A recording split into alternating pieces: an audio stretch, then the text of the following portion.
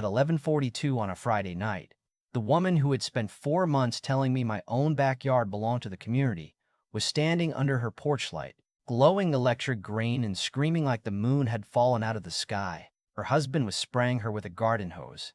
Her 2 grown daughters were scrubbing their arms with dish soap, and her teenage son kept staring at his hands like they had betrayed him. I watched from my dark kitchen with a cup of coffee gone cold in my hand, knowing every second was being recorded. And for the first time since I moved into that neighborhood, I did not feel helpless. My name is Nolan Mercer. I was 46 then, recently divorced, and working as a commercial electrician outside Mesa, Arizona. I had spent most of my adult life renting places where I could hear strangers arguing through the walls, so when I finally bought a small stucco house in Arroyo Vista, I treated it like a second chance. The house was nothing fancy, but the backyard had a deep blue pool, a shaded patio, and enough silence to hear palm leaves move in the evening wind. That pool became my routine. Every morning before work, I stepped outside with coffee in one hand and a test strip in the other, checking the chlorine, skimming leaves, and listening to the filter hum. It was peaceful in a way I had almost forgotten life could be. Then I met Marlene Bishop. Marlene was 54, president of the Arroyo Vista Homeowners Association, a real estate broker with a silver Lexus, perfect blonde hair, and the permanent expression of someone smelling milk that had gone bad. She lived next door in the largest house on the block with her husband, Douglas, their twin daughters, Paige and Piper, and their 17-year-old son, Cody. Douglas barely spoke above a murmur. Paige and Piper treated every driveway like a fashion shoot. Cody drove a lifted pickup that sounded like a washing machine full of bricks. During our first conversation, Marlene stood at the edge of my driveway, looked past me toward the pool, and said, "You know, previous owners were very cooperative about neighborhood access." I laughed because I thought she was joking. "Neighborhood access to what?" I asked. She tilted her head. "The pool. People have always enjoyed it during social events." I told her that ended when I bought the house. Her smile did not disappear. It just hardened. "Mr. Mercer," she said, "communities work better when residents are flexible." I remember thinking that was a strange thing to say about private property, but I had unpacked only half my kitchen and did not want to start a war with the woman who controlled the HOA, so I let it go. That was my first mistake. 2 weeks later, I woke up to find the water level several inches lower, 3 beer cans floating near the steps, and a wet towel thrown over one of my chairs. I figured some teenagers had climbed the wall. I cleaned it up, checked the gate, and added a new latch. The next morning, there were greasy footprints on the deck, a broken pool float, and a pair of cheap sunglasses at the bottom of the deep end. Then came the smell. Beer mixed with sunscreen and something sour enough to make me gag. My chlorine was nearly gone. The pH was wrecked, and the filter sounded like it was chewing gravel. I replaced the cartridge and installed a padlock. 2 nights later, someone cut the lock. That was when I knocked on Marlene's door.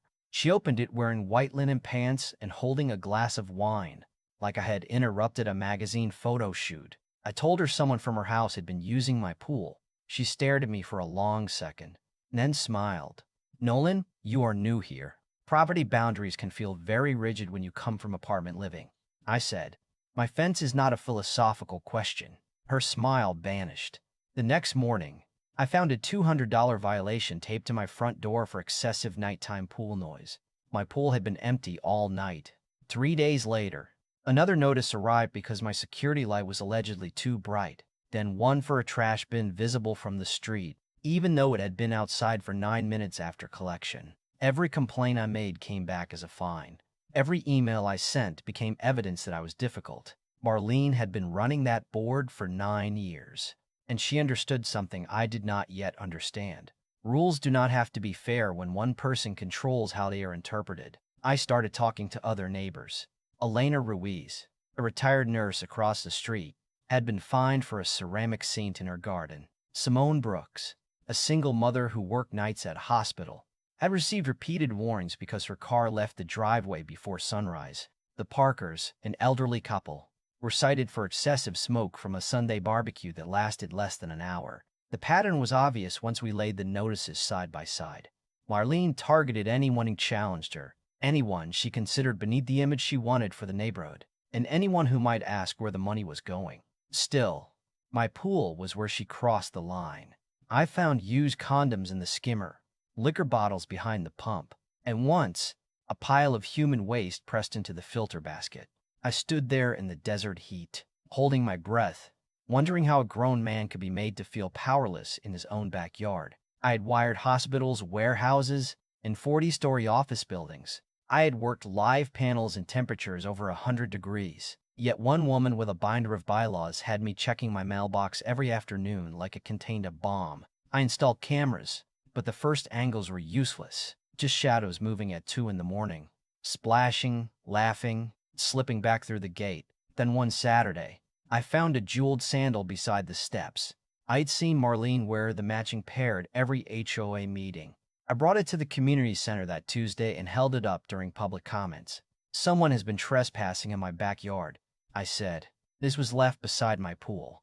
Marlene leaned toward her microphone and looked at the room with practiced disappointment. "Are we seriously accusing community leadership of criminal behavior based on a shoe?" she asked. A few people laughed nervously. Then she turned the attack on me, questioning whether my pool wiring had been properly permitted. 4 days later, a city inspector arrived. He found nothing wrong, but the inspection cost me nearly $900 in fees and lost work. That night, sitting alone at my kitchen table, I realized Marlene was counting on me to get angry, make a threat, or do something stupid enough to justify everything she had said about me. So I stopped reacting and started planning. I lowered the cameras, upgraded the night vision, and finally captured Cody, his sisters, and 4 friends entering my yard after midnight. The footage was clear enough to see their faces, hear their jokes, and watch them treat my pool like a public restroom. I wanted to march next door and smash the video into Marlene's smug face, but my friend Andre, an insurance investigator, gave me better advice. "Evidence is only powerful when the other side cannot explain it away," he said. That sent me searching for a way to prove not only who was entering my pool, but exactly when they had been in the water. After 3 nights of research, I found a harmless tracing dye used by plumbers to detect leaks, invisible in low concentrations, safe for water systems, but bright under ultraviolet light and stubborn enough to cling temporarily to skin. I ordered a small container, kept the receipt, printed the safety sheet, and tested it in buckets behind my garage. The water stayed crystal clear. Under the right light, my hands glowed like neon signs. Then, on Thursday evening, Douglas Bishop appeared at my back gate, pale, nervous, and looking over his shoulder toward his own house. "Nolan," he whispered, "tomorrow night Marlene is hosting her sister's family after the block party. They're planning to use your pool again." I asked him why he was telling me. He gripped the fence until his knuckles turned white. "Because she has been doing this to people for years," he said, "and I am tired of pretending I do not see it." When he walked away, I looked at the calm blue water, then at the tiny container sitting on my workbench, and I knew Friday night was going to change more than either of us understood. Friday arrived with the kind of Arizona evening that makes the whole desert look harmless. All peach-colored sky, warm wind, and long shadows stretching across the sidewalks like nothing ugly could possibly happen there. By 7, the Arroyo Vista block party was in full swing. Folding tables covered with potato salad and store-bought cookies, kids weaving between lawn chairs, men standing around grills pretending they had discovered fire, and Marlene planted right in the center of it all with a glass of white wine and that polished smile she wore whenever there was an audience. I had added the tracing dye to my pool less than an hour earlier, carefully measured, fully dissolved, invisible to the naked eye, and backed by enough safety documentation to survive a courtroom. Still, I would be lying if I said I felt calm. My stomach stayed tight all evening because there's a strange emotional line you cross when you stop asking a bully to leave you alone and start building a trap that depends on the bully being exactly who you believe they are. I kept wondering whether I had gone too far, whether anger had made me reckless, whether I was becoming the kind of person Marlene kept telling everyone I was. Then she walked past my lawn with Paige and Piper behind her, looked straight at me and said, "Try not to run your pump too late tonight. Nolan, some of us value peace." She gave me a little smile and kept walking. That settled my nerves. Around 9:30, I saw Marlene's sister arrive from Scottsdale in a black SUV with 3 teenagers and enough overnight bags for a small invasion. Douglas caught my eye from across the street, but neither of us acknowledged the other. He looked exhausted, shoulders rounded, hands buried in his pockets while Marlene directed everyone around him like airport traffic. By 10:15, most of the families with young children had gone home. By 10:45, the music had moved to Marlene's backyard. Laughter carried over the wall, louder and looser as the wine kept flowing. I turned off the lights inside my house and sat near the kitchen window with my phone, the camera feeds open on my tablet beside me. At 11:16, the side gate moved. Cody came through first, shirtless, checking the yard with the confidence of someone who had never once considered consequences. Paige and Piper followed carrying towels, bottles, and a portable speaker. Then came Marlene, her sister, and the visiting kids. 8 people in total, moving to my property like they had reservations. Marlene actually paused beside one of my cameras, looked directly into the lens, and smirked.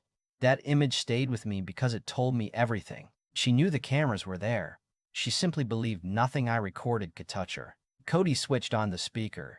Piper dragged 2 of my lounge chairs closer to the water, and Marlene lowered herself into the shallow end with a satisfied sigh. There she was, the president of the HOA, trespassing in the backyard of the man she had fined for imaginary pool noise, floating under the lights as if the title to my house had her name on it. For the next 40 minutes, they drank, shouted, jumped from furniture, and treated the water with the same contempt they had shown for months. One of the visiting boys poured half a beer into the pool because Cody dared him. Paige stood on my chair in wet feet and cracked one of the wooden slats. Marlene watched all of it and laughed. I felt that old rage rising in my chest, but this time I did not move. I let the cameras do the talking. Just before midnight, Marlene told everyone to clean up enough that I would not notice. That was the funniest thing I heard all night. They gathered the obvious bottles, left the rest hidden behind my equipment, and slipped back through the gate, dripping water across the concrete. For a few seconds, nothing happened. The dye was difficult to see under the low backyard lights, and I wondered whether my calculations had failed. Then Cody crossed beneath the bright fixture over his family's patio. His arms lit up first, a sharp green glow spreading across his chest and face like someone had switched him on from the inside. He froze and stared at his hands. "What is this?" he yelled, turning them over in front of him. Piper stepped into the light and screamed. Her legs glowed from ankle to thigh. Paige dropped her towel and began wiping her face, which only smeared the color brighter. Marlene rushed forward, demanding everyone calm down, then saw her own reflection in the dark patio door. The sound she made was not a word. It was a raw, furious shriek that cut across the neighborhood and sent porch lights clicking on in every direction. Douglas came outside wearing pajama pants and stood there, staring at 8 glowing trespassers, while Marlene shouted that someone had poisoned them. She grabbed the garden hose and sprayed herself, but the water made the fluorescent color flare even brighter. Her sister started scrubbing with dish soap. Cody tried rubbing alcohol. One of the visiting teenagers suggested bleach, and Douglas finally snapped. "Nobody is putting bleach on their skin," he shouted, louder than I'd ever heard him speak. The entire family went silent for half a second, shocked less by the command than by the fact that Douglas had given one. Neighbors gathered along the sidewalk, phones raised, trying to understand why the Bishop family looked like radioactive tourists. Elena Ruiz stood in her robe across the street with one hand over her mouth, but I could see her shoulders shaking with laughter. Simone Brooks filmed from her driveway. Even the Parkers came outside, Mr. Prash, Parker carrying a flashlight like he had been waiting years for this exact emergency. Marlene spotted me standing inside my kitchen and pointed toward my house. "He did this," she screamed. "That man chemically attacked my family. I opened my back door but stayed on my property. You entered my locked yard," I said. She marched toward the fence, glowing under every porch light she passed. "This pool has always been available for community use.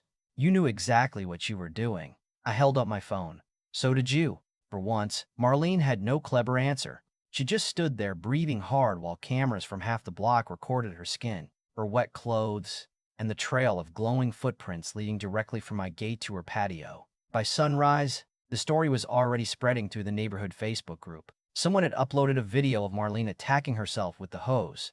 Someone else posted a slow-motion clip of Cody discovering his glowing hands. The jokes came quickly, but then something more important happened.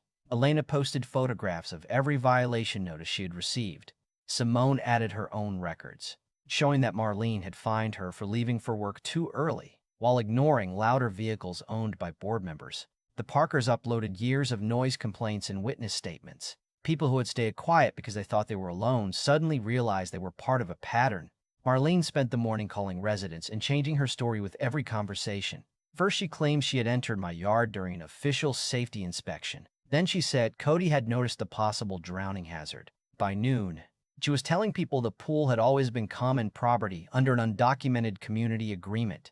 At 12:30, a Maricopa County deputy pulled into the neighborhood. Deputy Hannah Cole stepped out, listened to Marlene's accusation of chemical assault, then looked at the safety sheets, receipts, video footage, and product label I had arranged across my patio table. She asked me 3 careful questions about the dye, then walked next door to speak with the Bishop family.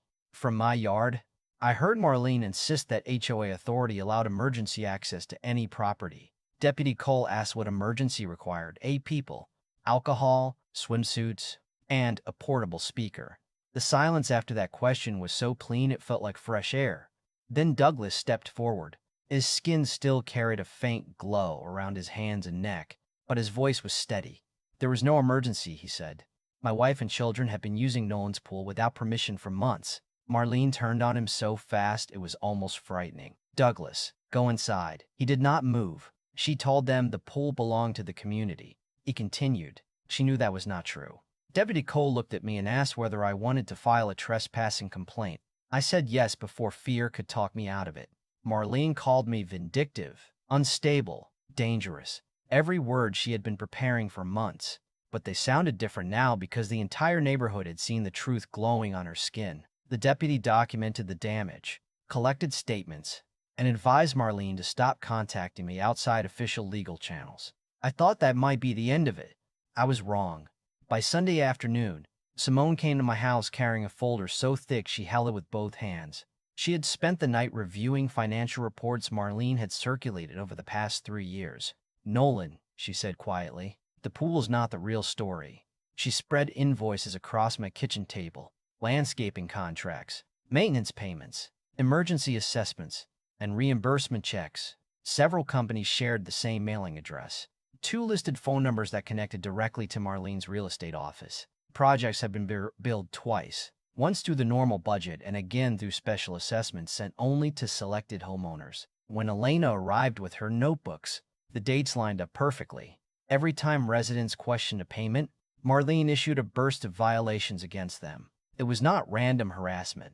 It was pressure, designed to exhaust people before they looked too closely. That evening, Douglas returned to my gate carrying a sealed envelope. Inside were copies of bank statements, blank checks with his forged signature, and transfers from HOA accounts into a consulting company registered under Marlene's maiden name. I stared at the numbers, then at the man standing across from me. How much, I asked. Douglas swallowed. At least 50,000 that I can prove. Maybe more. Behind him, the lights in the Bishop house came on one room at a time. A Marlene shadow moved toward the back window. Douglas lowered his voice. She knows I took the records. Tomorrow morning, she was calling an emergency board meeting to remove you from the neighborhood. Then he looked at the envelope in my hands. But tomorrow night, he said, we are going to remove her. The emergency board meeting started at 8 the next morning in a room that smelled like burnt coffee, dusty carpet, and fear. Marlene arrived in a cream-colored pantsuit with long sleeves pulled over the last faint traces of green on her wrists, carrying a binder thick enough to stop a bullet. She took her seat at the front table, tapped the microphone, and announced that Arroyo Vista faced an immediate threat from a hostile resident who had deployed chemicals against members of the community. I sat in the second row beside Elena and Simone, with Douglas behind us holding the envelope of financial records against his chest like it was the only solid thing left in his life. Marlene moved to suspend my access to all shared facilities, fine me $5,000, and place Elena in my house for endangering residents. Then Simone stood up. She did not raise her voice. She simply opened the bylaws and asked Marlene to identify the section that allowed an HOA president to punish a homeowner for protecting private property from trespassers. Marlene said emergency powers gave her broad discretion. Simone turned 3 pages and read the actual language aloud. Emergency powers applied only to common areas and required unanimous board approval after written notice to every homeowner. Half the room had never received notice. One board member, Rachel Donnelly, stared at Marlene and asked whether the meeting itself was legal. Marlene's jaw tightened. "We are not going to get lost in procedural distractions while this man remains dangerous," she said, pointing at me. That was when I connected my tablet to the projector. The first video showed Cody cutting my lock. The second showed Paige and Piper carrying alcohol into my yard. The third showed Marlene entering behind them, looking directly at the camera, smiling, and lowering herself into my pool. Nobody laughed this time. The room went quiet in a way that felt heavier than shouting. I played the audio of Marlene telling everyone to clean up enough that I would not notice. Then I showed the product label, the safety documentation, and Deputy Cole's report describing the dye as non-toxic tracing material. Marlene interrupted, calling the footage illegally obtained. Rachel looked at her and said, "It was recorded on his property." Marlene turned toward Douglas. "Tell them this was a misunderstanding," she ordered.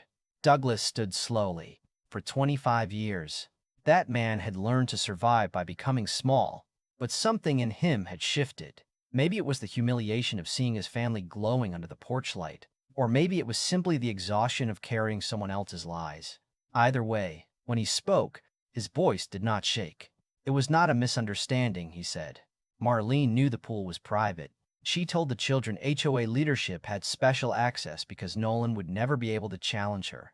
Marlene stared at him as though he had become a stranger. Douglas continued, "She also used HOA money for personal expenses, forged my signature, and created fake vendors." The room erupted before he even opened the envelope. People shouted questions, demanded records, and crowded closer to the front. Marlene slammed the microphone off and tried to adjourn the meeting, but Rachel refused. She called for an independent audit and a temporary suspension of presidential authority. The vote passed 4-1. Marlene was the only opposing vote. She stormed out, saying every person in the room would hear from her attorney. That evening, someone spray-painted the word poisoner across my garage in red. My cameras caught 2 teenagers climbing out of Cody's truck, and the footage caught Marlene's Lexus, waiting at the corner with its lights off. By Monday, Deputy Cole had added vandalism and witness intimidation to the growing file. The audit began that same week. What investigators found was worse than anything Simone had suspected. Marlene had created 3 fake maintenance companies, approved invoices for work never performed, and transferred more than $58,000 into accounts connected to her real estate business. She charged selected families emergency fees, then used the money for car payments, vacations, cosmetic procedures, and the down payment on a rental condo. The violations were not just cruelty. They were camouflage. Every time someone asked about a missing payment or questioned an invoice, Marlene buried them in fines until they either paid, moved, or stopped asking. Once the county prosecutor stepped in, the entire structure collapsed fast. Former board members cooperated. Contractors admitted they had inflated invoices and returned cash to Marlene. Douglas handed over years of emails and bank statements, then filed for divorce. 3 months after the night at the pool, Marlene entered the county courthouse wearing dark glasses and a gray suit, still trying to look like the person in charge. By then, local news had named her the Neon HOA Queen, a title she hated so much that reporters used it every chance they got. I testified about the trespassing, the fake violations, and the tracing dye. Her attorney asked whether I had designed the trap to humiliate her. I told him I designed it to identify whoever kept entering my pool, and Marlene made the rest of the decisions herself. Even the judge looked down to hide a smile. Douglas testified next, describing forged signatures, blank checks, and years of being threatened whenever he questioned her spending. Simone presented the financial pattern. Elena described how elderly and minority families had been targeted while Marlene's friends received exemptions. The jury deliberated less than 2 hours. Marlene was convicted of embezzlement, fraud, criminal trespassing, filing a false police report, vandalism conspiracy, and witness intimidation. The judge sentenced her to 20 months in county jail, ordered full restitution, imposed 5 years of probation, and barred her from serving on any homeowners association board in the state. When the gavel fell, Marlene did not scream. She simply stared at the table, and for the first time since I had known her, there was no rule, title, or frightened neighbor left for her to hide behind. A year later, Arroyo Vista felt like a different place. Elena became board president. Simone took over legal compliance, and Douglas, after completing the divorce, served as treasurer under a rule requiring 2 signatures on every payment. Monthly records were posted online. Selective fines were canceled. Families received refunds. The money recovered from Marlene funded a playground, shaded bus stops, and a small scholarship program for local students. Cody completed community service by helping elderly residents maintain their yards and pools. Paige and Piper moved away, though one of them sent me a brief apology that sounded more sincere than I expected. My own pool became the neighborhood gathering place, but now people entered through the front gate after asking. Some evenings, I sat beside the water and listened to children laugh, remembering how close I had come to selling the house just to escape one woman's control. The strangest part is that I still do not feel proud of humiliating Marlene. I feel proud that we stopped being isolated. The die did not defeat her. Evidence did. Douglas speaking up did. Simone reading the bylaws did. Elena keeping records did. Every neighbor who finally said this happened to me too did. Still, people argue about what I did. Some say marking trespassers with harmless dye was clever and completely justified. Others say setting any kind of trap crosses a line, even when the people entering your property have ignored every warning. So tell me honestly, was I defending my home, or did revenge take me too far? Leave your judgment in the comments, and share this story with anyone who has ever watched a petty authority figure confuse a title with ownership.